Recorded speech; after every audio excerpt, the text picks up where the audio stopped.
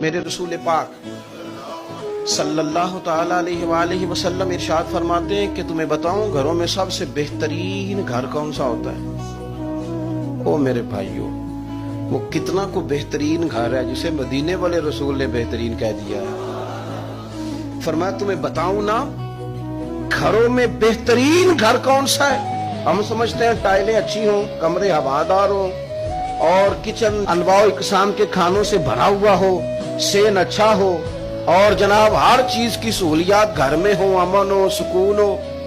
نہیں، حضور فرماتے ہیں مجھ سے پوچھو نا بہترین گھر کون سا ہے؟